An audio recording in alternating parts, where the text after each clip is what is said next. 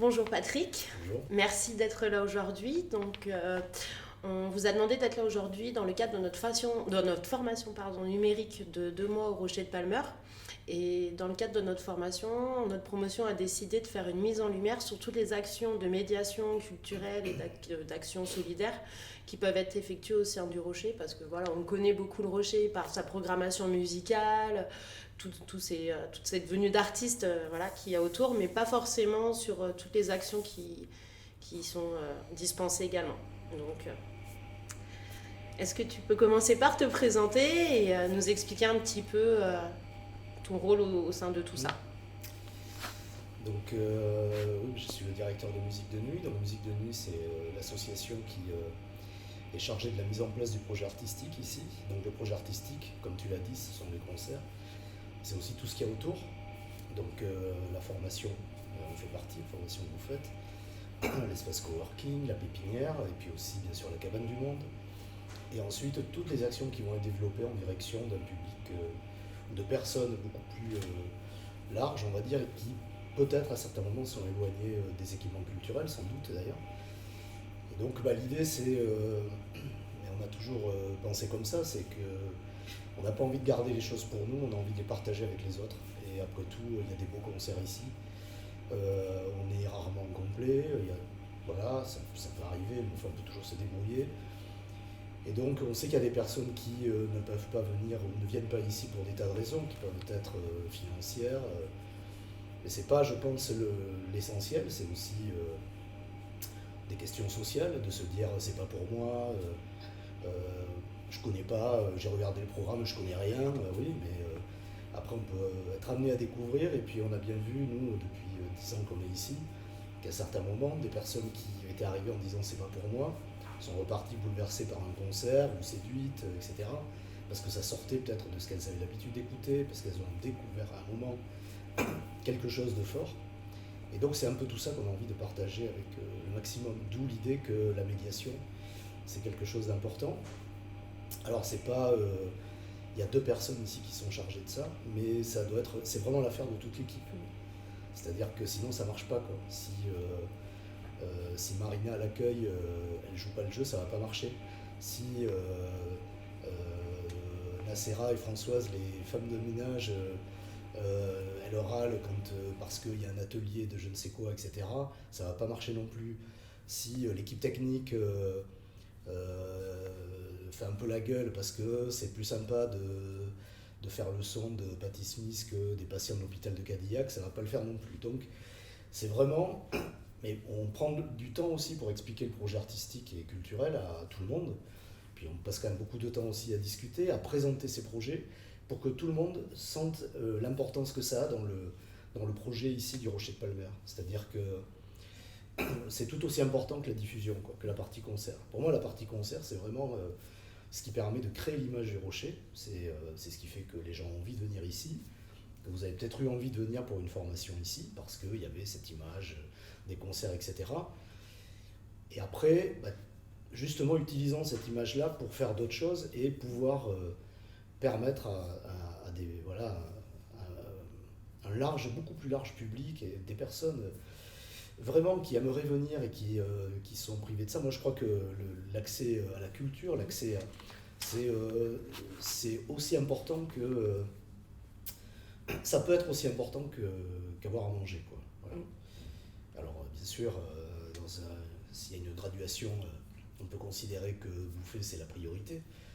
Peut-être, sans doute, mais moi, j'ai vu aussi à certains moments, et puis je pense que Zoé serait intarissable sur le sujet, des personnes qui vivaient en dessous des minima sociaux, etc., et qui sont venues ici, et voilà, il y a eu un truc qui s'est passé à un moment lors d'un concert, etc.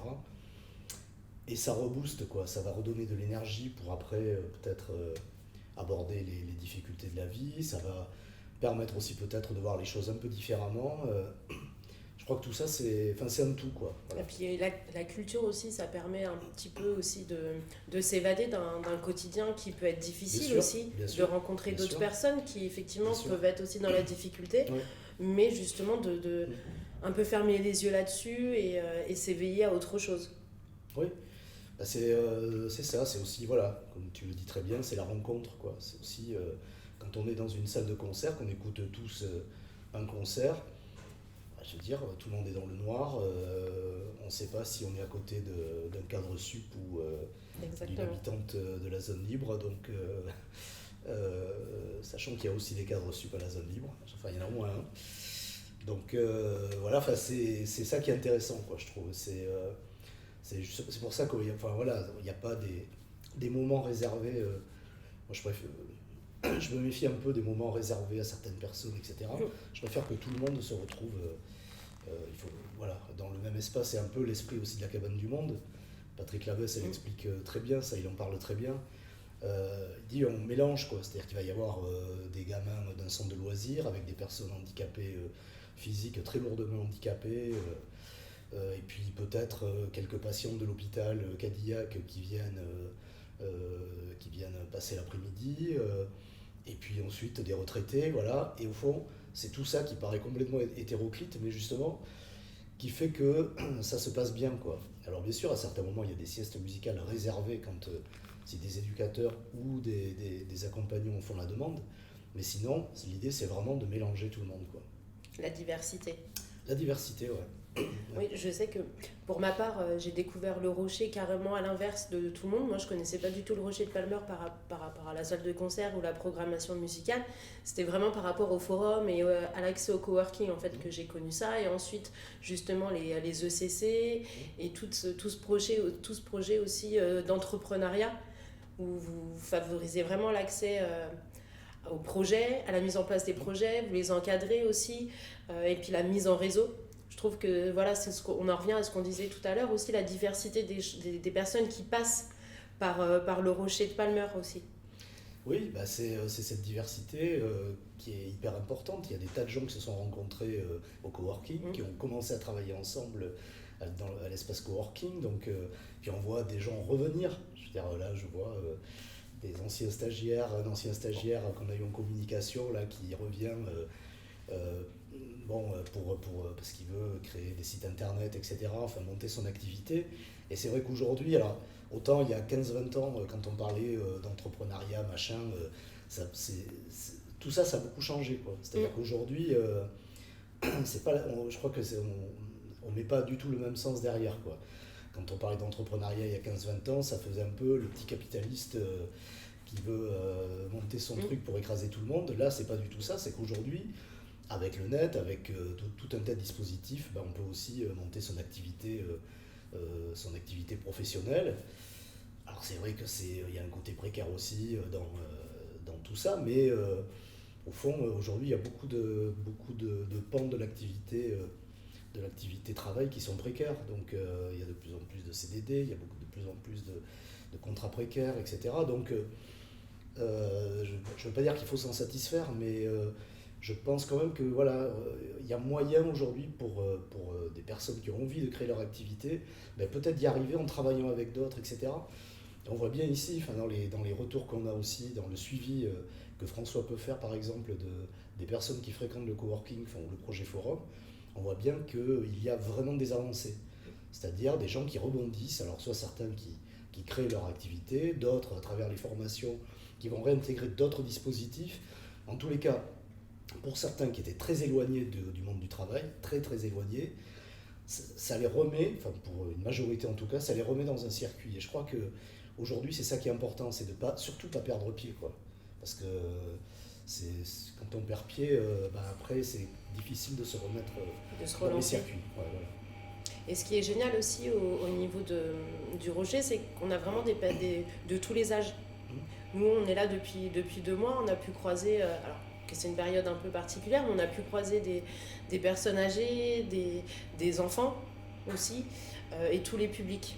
Comme on disait tout à l'heure, il y a des personnes qui se déplacent au Rocher, mais on a le Rocher qui se déplace aussi voir les personnes. On a pu voir à travers le projet Opus, ou quand on s'est déplacé aussi pour faire un focus sur la zone libre.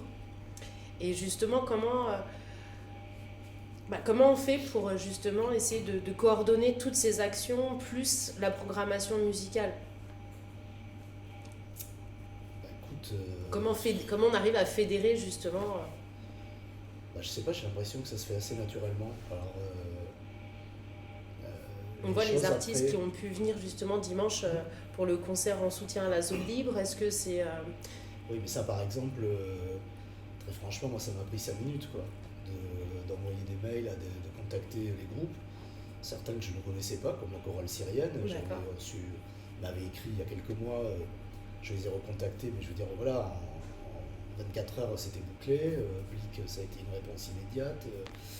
Quand on avait fait le concert de soutien en janvier dernier, ça avait été pareil, j'avais écrit à 4-5 groupes, j'avais eu les retours quasi immédiatement. Enfin, c'est aussi, je ne sais pas comment t'expliquer, c'est-à-dire que le fait aussi qu'on rende service à des groupes, tu vois, en les accueillant sur des résidences, pour certains, pour d'autres, en leur permettant de venir travailler ici quand ils ont besoin, en les programmant sur des premières parties, en les accompagnant dans certains de leurs projets, enfin bref, en étant à l'écoute, tout simplement. Quand nous, on les sollicite en disant, voilà, là les gars, on a besoin de vous pour ce projet-là, enfin notamment on ne les sollicite pas très souvent, je crois que c'est uniquement pour la zone libre qu'on leur a demandé de venir jouer gratuitement, c'est vrai que là tout le monde répond présent, quoi. Et ça c'est vachement agréable, quoi. C'est-à-dire qu'il y a une espèce d'échange qui se fait naturellement, quoi. Mais parce qu'aussi les artistes, les groupes programmés avaient conscience de l'importance que ça avait aussi ce moment-là, quoi. Et certes, le premier concert au mois de janvier l'année 2020, mais celui d'il y a 10 jours, 15 jours, a été encore plus important, puisque là, il est en train de... Ça semble être un moment déterminant dans l'avenir de ce lieu, et dans le fait que il y aura sans doute pas d'expulsion dans les prochaines semaines, quoi. Donc, parce que là, tout d'un coup, il y a une médiatisation, il y a eu une mobilisation aussi, il y a quand même 400 personnes, un peu plus même un dimanche après-midi ici pour soutenir les résidents, donc, et dire que bah non, on ne jette pas des gens à la rue, des familles en plein hiver, voilà, sans solution de relogement, quoi. Donc, ce qui semble une évidence, hein. Enfin, je veux dire, on était certes 400 et quelques, mais on aurait dû être 1000, quoi, ou 2000 ou 3000, parce que c'est une évidence que je veux dire, on ne jette pas les familles à la rue. Je veux dire, on étudie d'abord les dossiers, puis après on essaie de trouver des solutions de reclassement. Il y a, je ne sais plus combien, 15 000 ou 20 000 logements vacants sur l'agglo, donc il y a de quoi faire, quoi. Il y a de quoi reloger 300 familles. Oui, bien sûr. Et justement, à l'avenir, quelles seraient les choses à développer? Qu'est-ce que tu aimerais pouvoir développer un peu plus, toujours dans les actions culturelles et de médiation au sein du Rocher? Bah, je pense que là, par exemple, ça fait longtemps qu'on n'a pas mené des projets du type résidence ici, tu vois, avec des artistes qui restent une semaine, voire un peu plus. Là, on va le faire pendant les vacances de Noël avec Walid de Nordistan, sur le projet régional, là, Maek. Mais donc il va venir ici, il va faire des ateliers, etc. Je sais que ça se passait hyper bien, les ateliers qui sont développés avec lui en région, c'est-à-dire que là, je pense que c'est vraiment la personne parfaite pour ce type de projet. Mais on a besoin, je crois, d'en faire un peu plus de ces projets-là, c'est-à-dire des moments où on peut... là encore, ça rejoint ce qu'on disait au début, mais c'est permettre à des... alors là, ça touche plutôt des jeunes, mais permettre justement à des jeunes de rencontrer un artiste comme Walid, qui est complètement ouvert à la discussion, qui est ouvert sur plein de choses, le rencontrer et puis échanger avec lui, participer aussi, amener des idées pour travailler avec lui un contenu musical, etc. Je crois qu'on a besoin de ça, quoi. Il faut qu'on en fasse un peu plus, à mon avis, des moments comme ça, c'est-à-dire vraiment des ateliers, des workshops, enfin après on les appelle comme on veut, nous il y a 20 ans on appelait ça les workshops, et ça, on faisait venir des musiciens de Chicago, des musiciens de Guadeloupe, du Brésil, etc. Et je crois qu'il faut recommencer aujourd'hui.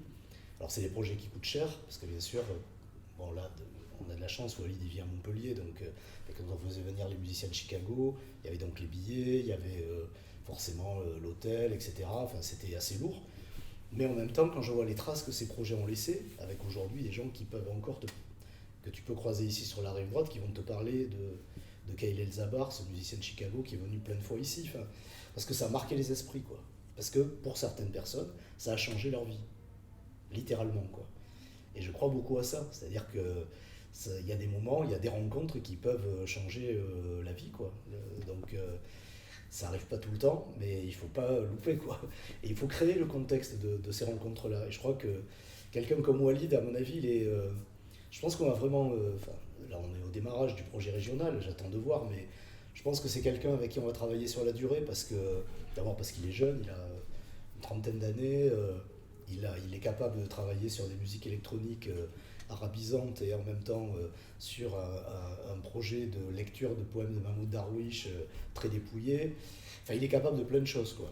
Il est capable de décortiquer les musiques de PNL en atelier, enfin voilà. Donc, je pense que c'est quelqu'un voilà, avec qui on va essayer d'imaginer des choses à l'avenir, quoi. Parce que du coup, il pourra travailler avec enfin, il pourra toucher tout un tas de personnes. Oui, bien sûr. Au final, parce que là, tu parles de PNL, mais tu parles de musique électro ou oui, autre, du coup, ça peut...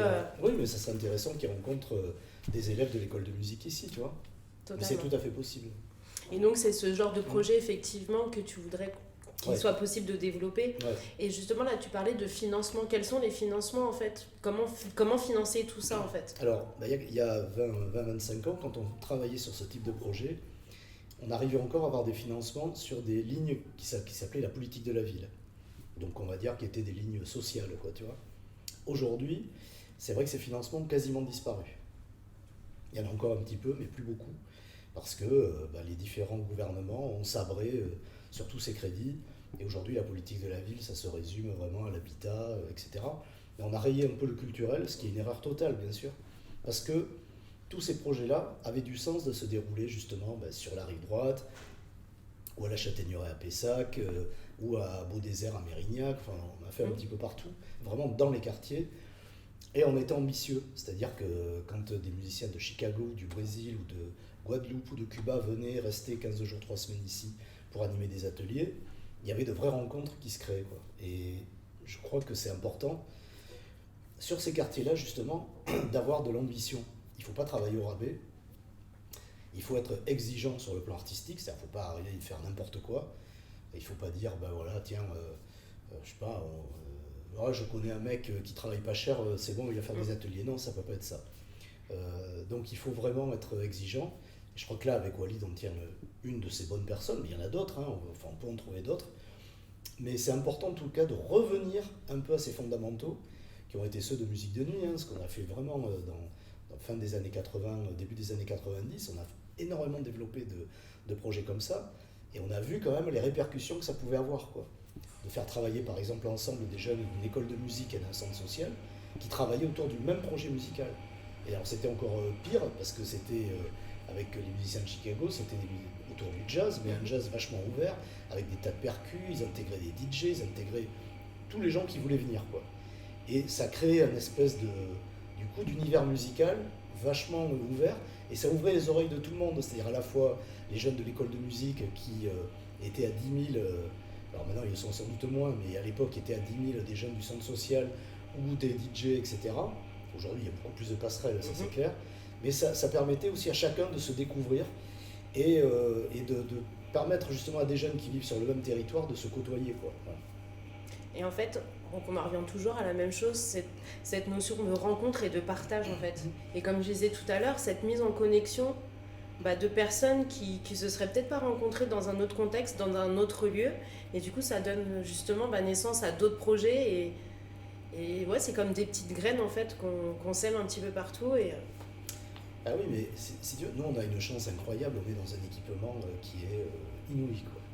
C'est un équipement incroyable, avec 3 salles, avec des tas d'espaces. Ça offre des possibilités de dingue, ce lieu.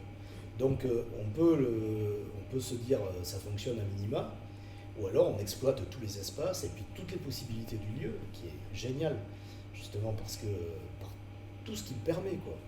Et forcément, soit on est égoïste et on le garde pour nous, et puis pour nos copains, soit alors on dit, tiens, on ouvre à mort ce qui se passe ici, et puis voilà, et puis on développe des tas de relations avec des associations qui sont un peu éloignées de tout ça, et qui vont en leur permettant d'amener justement ici des personnes qui ne viennent pas, ou qui aimeraient venir mais qui n'ont pas les moyens. Enfin, après on essaye de trouver comment répondre à tout ça, mais moi j'ai vraiment pas envie de garder ce lieu uniquement pour moi et mes copains, quoi. Je veux dire, c'est vraiment bien. Je veux dire, moi, quand je vois les de la zone libre ici, je crois qu'il n'y a rien qui me fait le plus plaisir que ça, quoi. Voilà, on va en inviter quelques familles samedi soir sur le concert de l'ONB. Et voilà, ça va être forcément un grand moment, quoi. Ah ouais. Eh bien, merci beaucoup pour tout ça, pour toute cette histoire. Et on espère bientôt pouvoir reprendre cette interview et avoir encore plein de choses à raconter sur justement tous ces workshops qui auront lieu, Ok. qui auront lieu au Rocher. J'espère. Bah oui. Merci beaucoup. Merci.